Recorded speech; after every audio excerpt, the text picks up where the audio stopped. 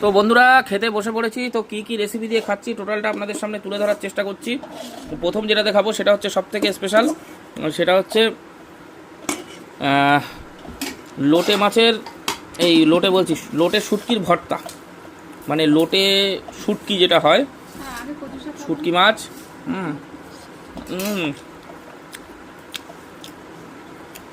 শুটকি মাছের একটা আলাদা ফ্লেভার, যেটা অনেকেই পছন্দ করে না, একটা স্বাভাবিক বিষয়। এবার হচ্ছে আমার প্রিয় মাছ, এগুলো হচ্ছে প্রিয় বলতে দেখুন, এগুলো হচ্ছে ক্যারাবান।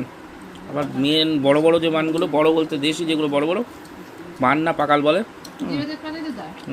এগুলো জিরে বাটা।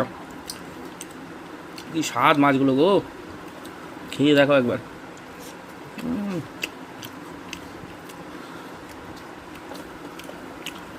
খুবই সুন্দর খেতে।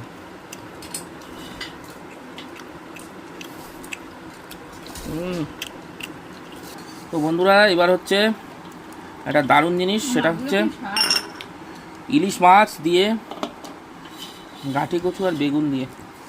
আগে খুব খেতাম, আবার অনেক দিন পর আজকে বাড়িতে বানানো হয়েছে। তো বেগুন এখানে যে দুটো আছে দুটোই আমার ফেভারিট, বেগুনও ফেভারিট আর আমার এইগুলো এই গাঁটি কচু হচ্ছে ফেভারিট।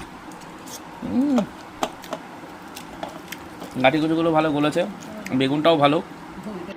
তো বন্ধুরা এখন হচ্ছে শেষ পাতে বাবা পোস্ত আর সর্ষে দিয়ে ইলিশ মাছের পেটি।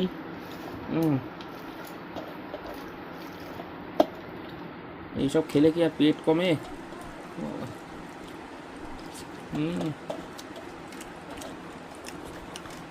ইলিশ মাছটা ভালো।